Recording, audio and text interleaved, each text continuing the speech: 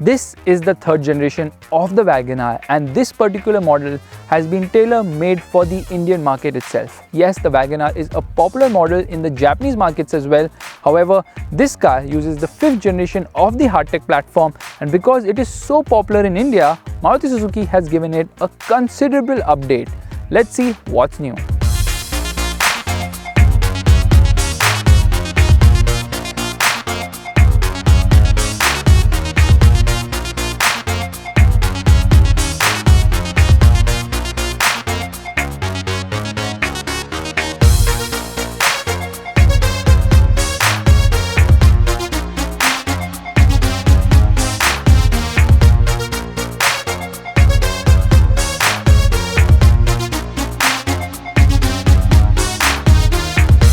The Wagon R has always been a boxy car, but this latest generation model breaks from that mold because there's some curves up ahead as well as at the rear where it gets a vertical tail light. However, the front and rear really don't match, and the overall design is more evolutionary than revolutionary. Yes, there are certain kinks like over here on the side of the headlights, and on the grille you get the chrome treatment as well.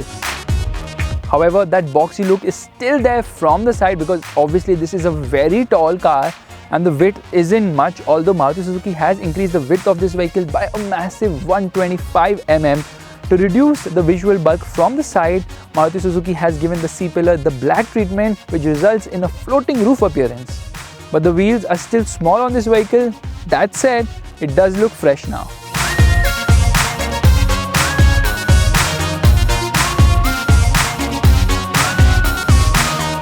Where the Wagon R puts to shame its elder siblings is the boot space. 341 liters over here. Yes, the loading lip is a bit on the higher side, but you can split fold the rear seats in 60/40 format to increase the boot carrying capacity to a massive 710 liters.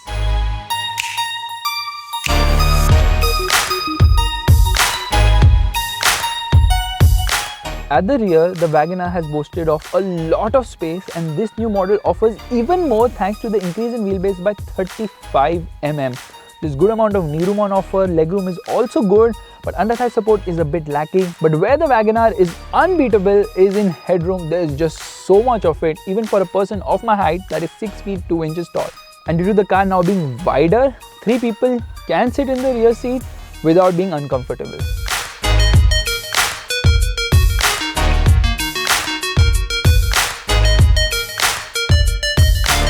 The dashboard design of the new Wagon R also sees an evolutionary change.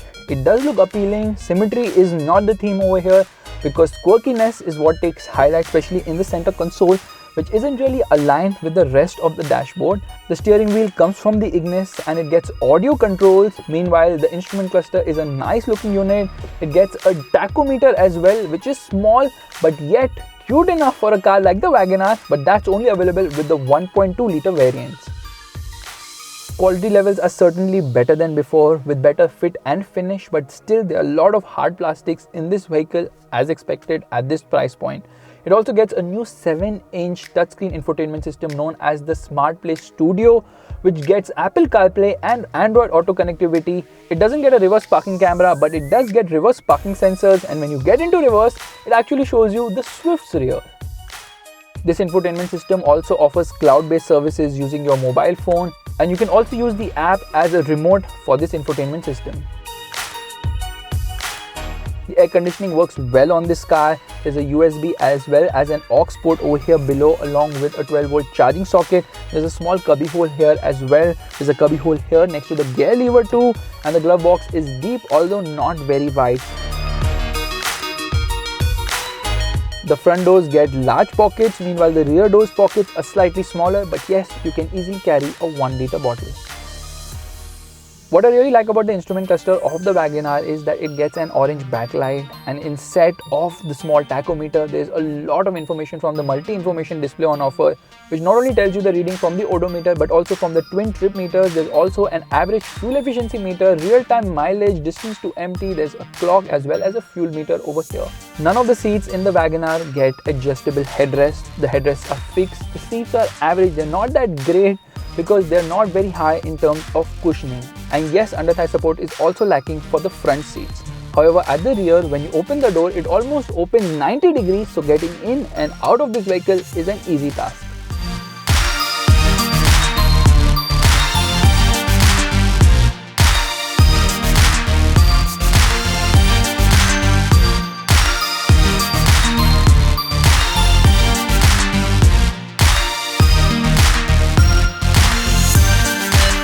The Wagon R is available in 12 variants, 6 for the 1 litre engine and 6 for the 1.2 litre engine. Now, this particular car is equipped with the 1.2 litre engine. This motor is the K series engine and offers a lot of punch. The 1 litre engine is only available in LXI and VXI trims, meanwhile the 1.2 litre engine is available in VXI and ZXI trims. The 1 litre engine of the Wagon R has been carried over from before. It produces 67 horsepower and 90 Newton meters of torque. It offers adequate performance and it's offered with both a 5-speed manual as well as a 5-speed AMT gearbox. The one we are driving right now happens to be the 1.2 litre engine, which is the K12, and it has been lifted from the Swift, or rather the Ignis. Produces good amount of power, which happens to be 83, as well as 130 Newton meters of torque. Now, the Wagon R is a light car. It absolutely flies with this engine. There's a lot of punch lower down. There's an initial lag, but once you get past the lag, the motor just pulls, and it pulls so strongly. The mid-range is what really shines over here, and it screams in the top end. It becomes very vocal past 5000 RPM, redlining at just 6000 RPM.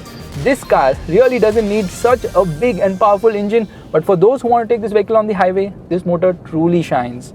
This gearbox, although slick shifting, there's a slight effort which is needed to get through the gears, and the clutch is on the lighter side. In terms of efficiency, the Wagon R shines. This one will return a mileage of almost 16 kilometers per litre, which is quite impressive as well.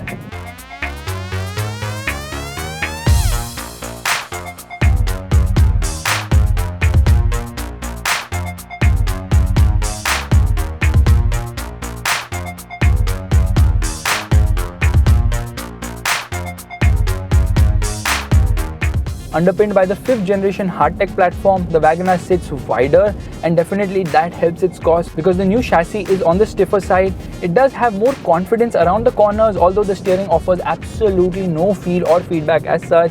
It doesn't weigh up at high speeds, it doesn't weigh up at any speed whatsoever, but it is light, which helps its cause when you're taking U-turns, or especially when you're parking or driving it in the city.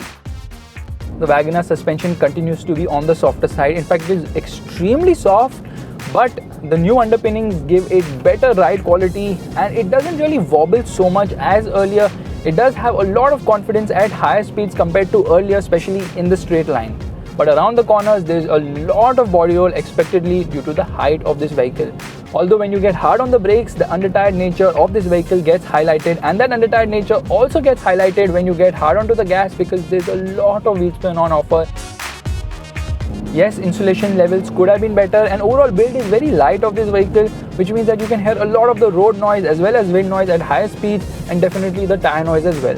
That said, the NVH levels are drastically better than before.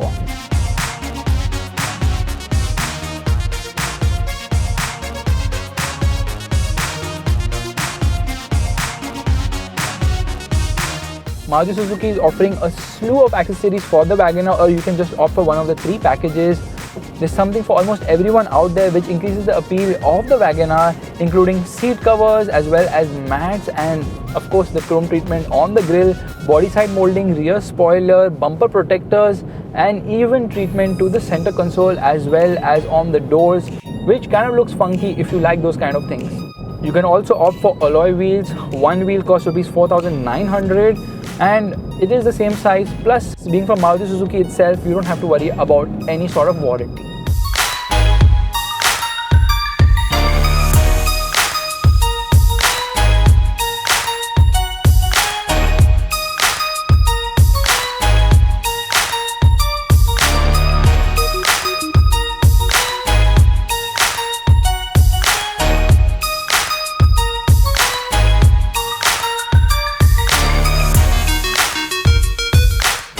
Thanks to the new stiffer platform on which the Wagon R rides, it's safer than before, and all variants come with ABS as well as a driver side airbag. Meanwhile, a passenger airbag is available on higher trims, and it also gets the speed buzzer at 80 km per hour and then continuously after 120 km per hour, front seatbelt reminders and reverse parking sensors as well, which is again standard across the range.